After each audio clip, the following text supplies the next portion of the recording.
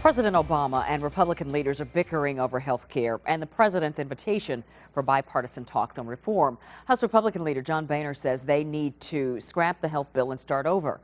President Obama says there is room to meet part way on health care, with both sides giving up part of what they want to reach their most important goals.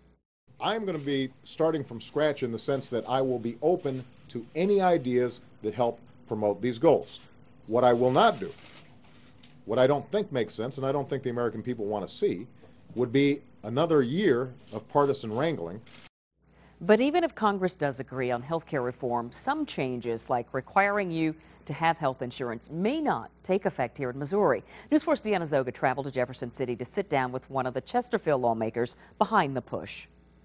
But right now, people are afraid of losing their very freedoms. While health care reform is in limbo in Washington, D.C., State Senator Jane Cunningham is pushing a plan to outlaw parts of it in Missouri. It really doesn't matter what they do in Washington. This is a protection that people feel like they need right now. The proposal is a state constitutional amendment to keep the federal government from forcing anyone to buy health insurance and ban penalties for opting out.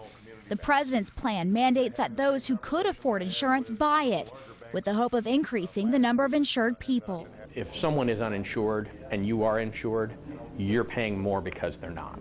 Which is why the Missouri Hospital Association is speaking out against the state Senate measure and a similar bill in the state House. In Missouri, the problem would be that if we don't have that, the federal government could say, since you don't have an individual mandate, you cannot participate, and there could be a lot of potential implications on the funding side. There is also a question of whether the state resolution would have any teeth up against federal rules. I took the question straight to Senator Cunningham.